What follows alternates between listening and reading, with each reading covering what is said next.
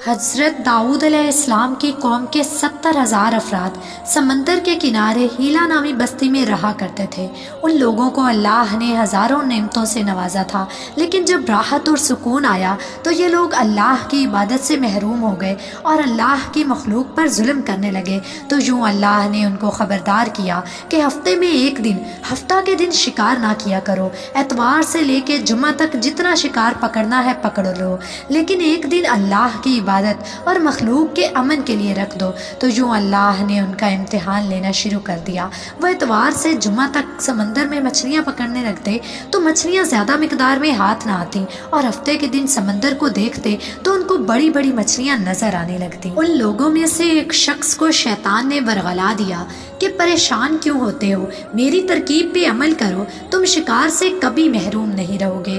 تو بس شیطان کے کہنے پر اس شخص نے ہفتے کے دن کانٹا لگا کے ڈوری کو سمندر میں ڈال دیا تاکہ مچھلی پھنسے، اور شیطان نے کہا کہ تم اس مچھلی کو اتوار کے دن نکالنا، یوں ہفتے کے دن کی حرمت بھی قائم رہے گی اور تمہارا شکار بھی ہو جائے گا۔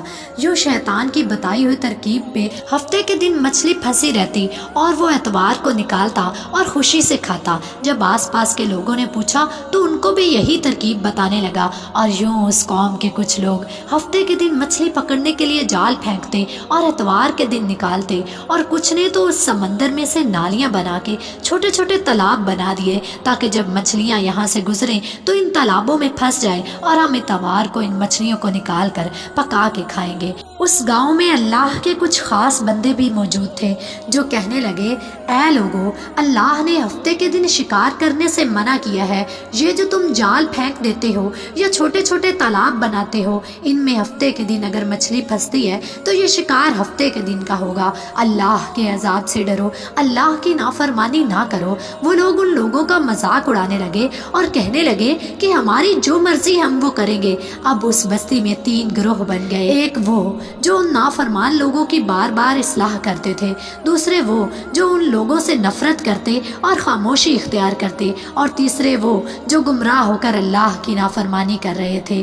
یوں نیک بندوں نے اس بستی کے بیچ میں سے دیوار کو کھڑا کر دیا اور یہ نافذ کیا کہ اللہ کی نافرمانی کرنے والے اس طرف ہو جائیں اور ہم جو اللہ کے فرمانبردار ہیں وہ اس طرف رہیں گے۔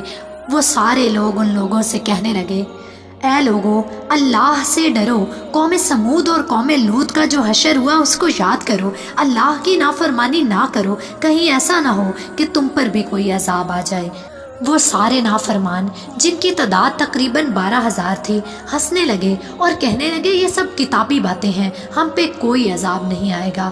بس جیسے ہی اس بستی میں 2 گروہ ہو گئے، ایک وہ جو اللہ کے فرما بردار بندے دیوار کے اس طرف، اور دوسرے وہ جو نافرمان دیوار کے اس طرف۔ وہ نافرمان پوری رات ہنستے رہے اور مذاق اڑاتے رہے، اور اللہ کے خاص بندے دیوار کے اس طرف اللہ سے معافی مانگنے لگے۔